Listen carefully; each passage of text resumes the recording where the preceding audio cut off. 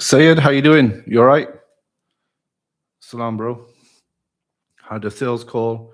It was an Indian outsourcing accounting firm, so I couldn't be qualified. I was doing the call with a script as usual. I asked how much they're earning right now. They said 10K a month, so I asked them how much they're earning in years from now, 5 to 10 million.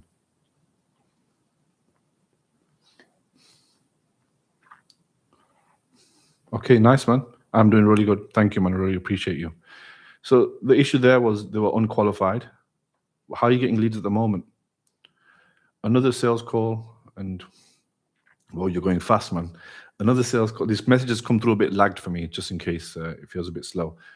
I had another sales call and everything went perfectly, and it came to the payment, and they kept confirming they loved the service, but the ROI would have been very good. But they said it's 4K, but you paid today 1.5. They said they have no money. So you're currently getting people with no money.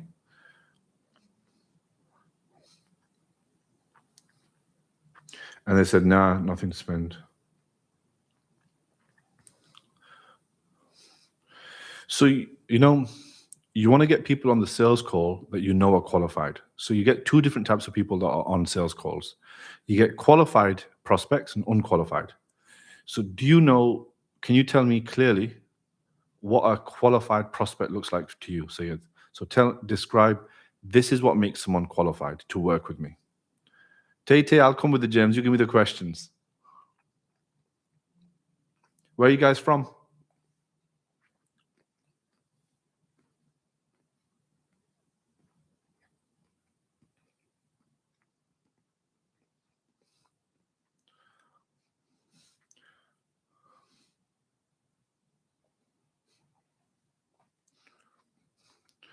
Okay, so your qualification barrier needs to be a bit higher. Let's say I'm a guy who's got no money, just opened a business. I've got no clients, but I charge 500 a month. Am I qualified to work with you?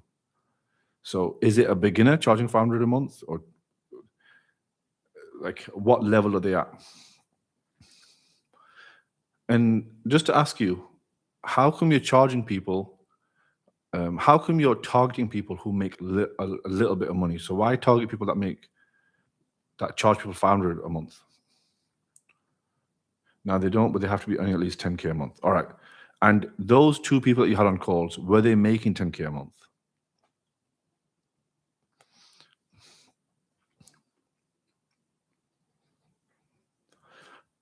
Just an example. I run an offer at the moment, which is called Chief Revenue Advisory, and businesses have to be making at least 150 grand a month in pounds, which is $200,000 a month, to even qualify to work on the offer. So, like, we have a high qualification for some of our offers. First thing, yeah, but then they charge 200.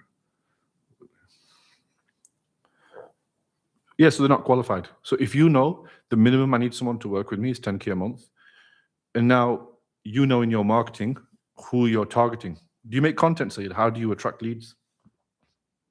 How do you get them in?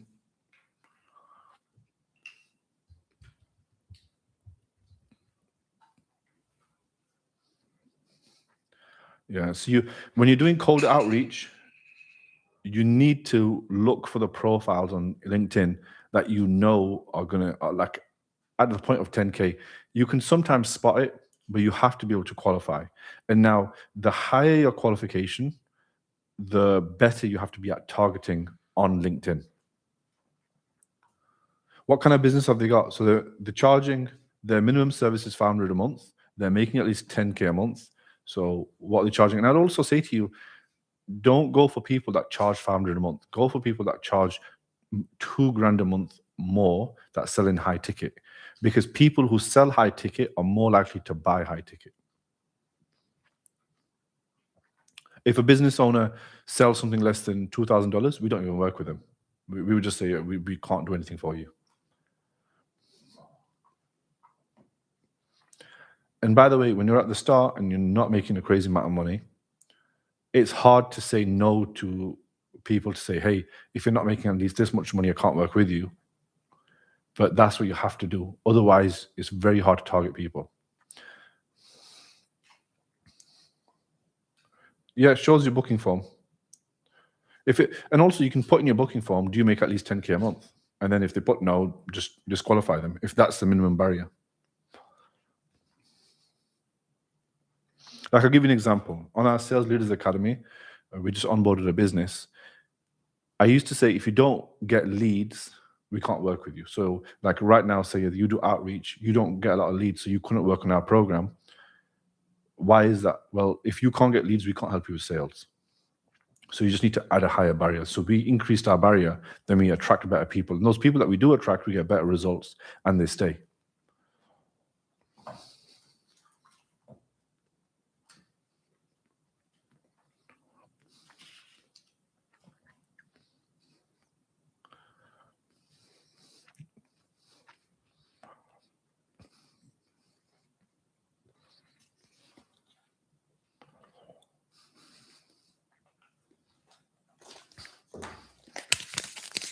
Get rid of this comb.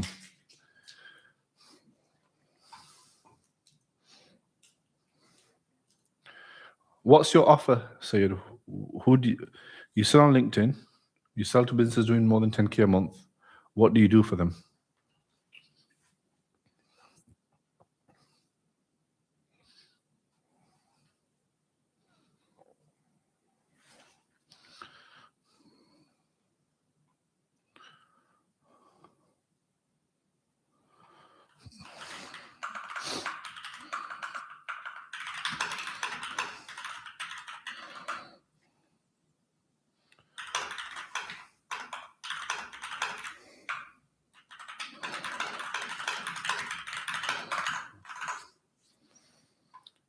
Okay, lead gen, I booked them 20 qualified meetings in 3 months, 1.5K up front and 200 per meeting. So you're doing like a pay-per meeting system. Just to let you know, I'm not sure how big a business is, Sayed, you can let me know. But you know when you charge people for a meeting,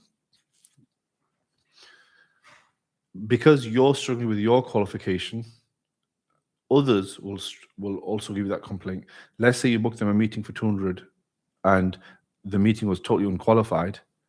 What happens then? They'll say to you, oh, hey man, this meeting's not qualified. So you want to make sure you're very good at the targeting part. So as long as you know how to get them those appointments, then it works. If you're just going to blast loads of cold outreach and hope to get them the right meeting, then it becomes really tough.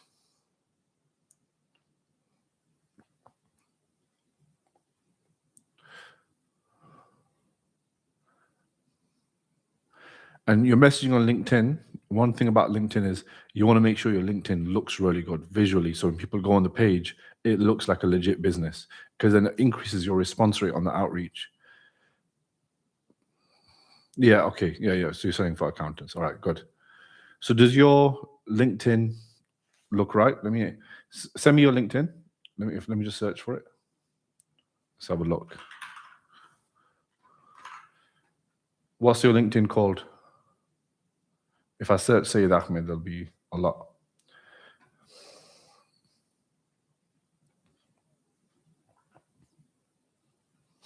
See if you can put a link to your LinkedIn on here as well. By the way, I'm not a LinkedIn expert, but I've done all the outreach out there in the beginning.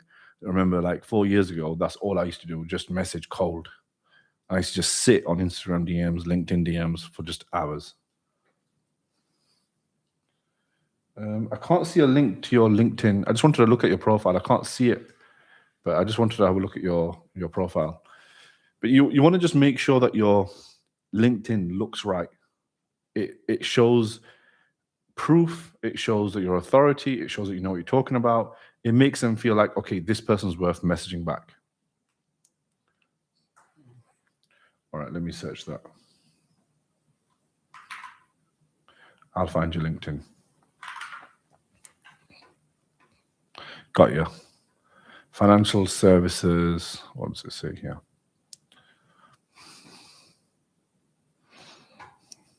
Connecting financial service firms with SMEs, founder of Client Stack.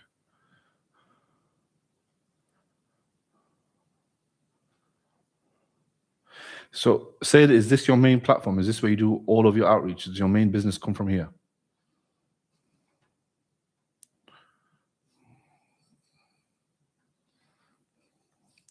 going to help you out, going to make sure your business grows.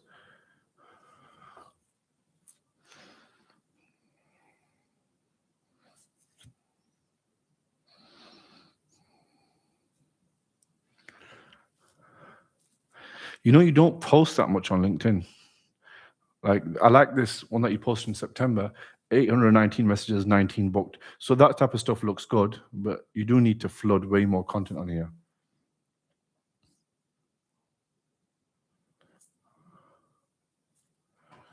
Yeah, you need to just focus on getting this page looking right, because remember, do you know, look, you look like a young guy in your profile, yeah? So you know when you're young, the thing that people naturally think, you've got to think, what are my potential customers thinking about me when I message them? They're naturally going to think, young, does he know what he's doing? And you need to be able to counter all those things in the profile. So you need to make sure you counter everything that they might be thinking about you.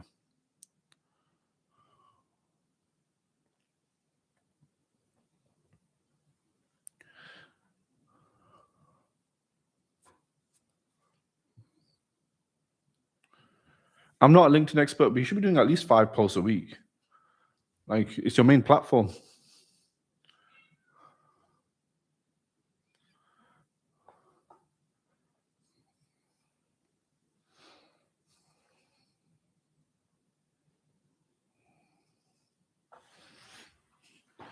I've got a cat that wants to come on the live.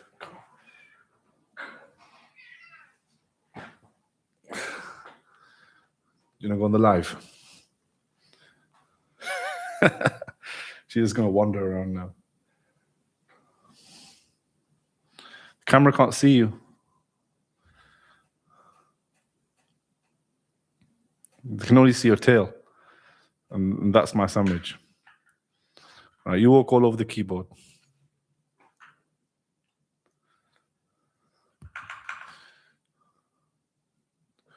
Look, the camera's up there. You can see it in the reflection, I guess.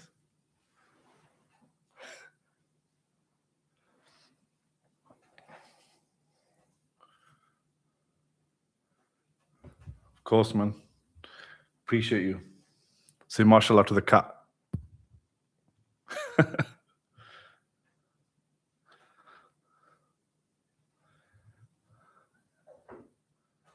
All right, don't walk all over the laptop. Yeah, it's done now. Walking all over the laptop as well.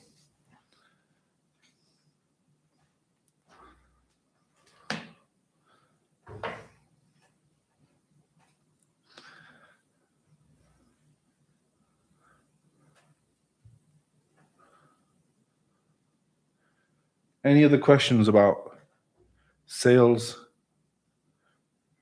getting in more sales, managing sales? How are you managing your 5 setters? That's a good question for you. How do you track your 5 setters' performance? What do you KPI them every day?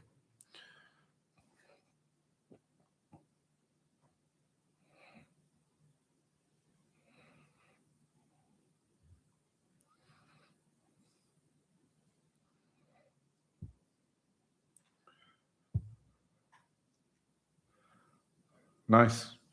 How are all 5 setters performing as good as each other? Who's not performing? Sounds like you're doing a good job in terms of tracking them.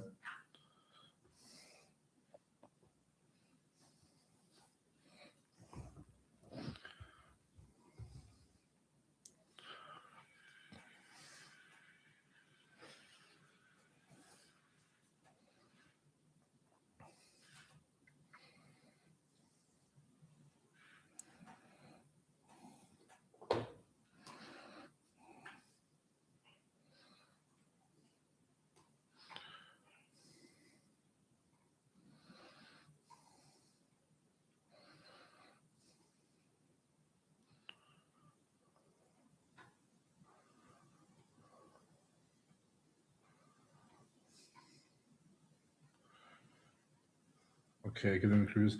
If they don't do it, do the work, or they lie, I fire them and I replace them. All right, guys. What about coaching them? How do you make them better? How do you make sure they improve?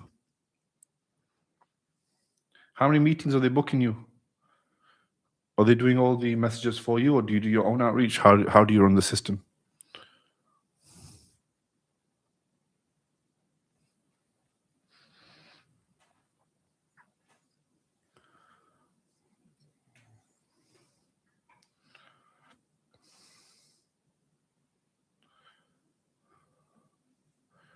With setters, a lot of the times when you've got setters doing your work for you, specifically in like a cold outreach type of business, it's tough. It's a real graft. There's just so much manual effort involved early on. So you got to already put in the work. That's it. I'm back. Might have lost some people there, but I'm back.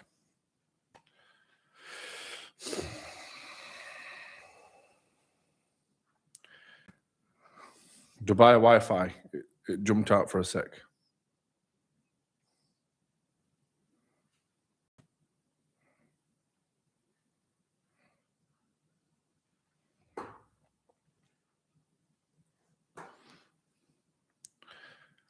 Let's get Sayed back on. Tell you what I've been doing this week. I've been putting all of the things that I know into frameworks. And when you watch Hormozi's content, the thing that he's so good at is putting things into frameworks. And then, like, let's say I'm explaining something. So today I was trying to write a framework on how hard does someone need to sell if their marketing is not good, compared to if someone's marketing is really good, how little do they have to sell? And I kind of thought I need to kind of show a framework to tell people the better your marketing, the worse you could be at sales, or the worse you're at marketing, the better you have to be at sales to get deals over the line. And then I was thinking about how can I like explain this? And I was thinking, right, if there was a river and I had to cross it, and at the opposite side of the river, it was the belief. So the belief of I am going to buy this person's thing. Then I thought, okay, it's carrying the belief over to the other side. And if I had to get someone over to the other side of the river and they've now bought my shit, can I do it with marketing or can I do it with sales? But it's not one or the other. It can be both. The better your marketing, the less you need of sales. The worse your marketing, the more you need from sales. Either way, you got to get them across the river. So it makes no difference if you're someone who, like I'm traditionally, I wasn't very good at marketing. Like if you look at all of my socials, we don't have massive platforms, but we're very good at sales, which means we still make a lot of money, mainly because we're good at sales. Our marketing, our brand isn't massive. But then as the brand grows, and now we're training to be even better at marketing. Even today, I was talking about how we can be better at our socials and make it all cohesive and giving everything a certain look. And then I thought, right, the bigger the brand grows, and if we maintain our sales ability, what happens then? We can sell for even more money, because the brands that are very good at marketing and very good at brand, they can sell for even more, because when they combine that with great sales skills, they can sell the same plain white t-shirt just because it has a Nike logo for 3 times more because of brand and marketing. So it allows you to sell for more. And then I was constantly just thinking, like, how can I do it so this makes sense and I can create this framework? And frameworks is something that take time because it shows true understanding. It shows that you understand something to the level where you can now explain it. Because if you can't explain it in a simple, very, very simple framework, do you understand it? Do you actually understand something if you can't explain it to others? So then this is where the framework came from. And as I was writing it out and building it, I actually called this framework, let me load it all up here because I actually wrote it all down. It was like the first time that I've done a proper build of a framework just to teach. And it probably took me like how much did it take me? It took me like 4 hours of thinking about it and thinking, how can I do it? And I called it the bridge of belief. The bridge of belief is where every buying decision requires a fixed amount of persuasion. Marketing carries the first load and sales carries what remains. Some people don't have enough marketing and don't have enough sales. So in the belief bridge that I created, it's all about how can you get someone across the bridge. Some people will look at great marketers. Let's say you're looking at Hormozi, Iman Ghazi, all these guys online who have massive brands. And I can tell you from working alongside some of these businesses, getting to know them very well, some of them are not good at sales. You look at some of these big businesses that have amazing marketing. Their CRM is a mess. We did a sales audit for a business doing about 12 million a year. And they were doing 12 million a year, not because they were amazing at sales. You would think they're great at sales because they're making 12 million a year. They're just so good at marketing. Their ads, their retargeting, their organic, the brand size, how long they've been doing it, 10 years. So they're making all this money. The operations were decent, but their sales was poor. They were lagging on every area.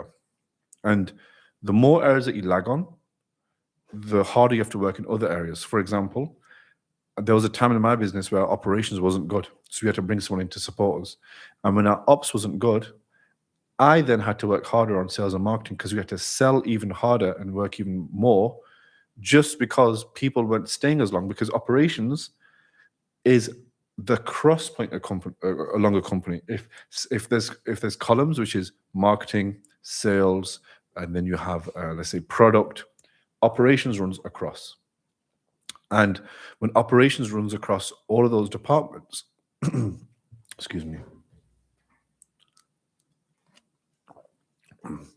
When operations runs all across all those departments, each of them work better.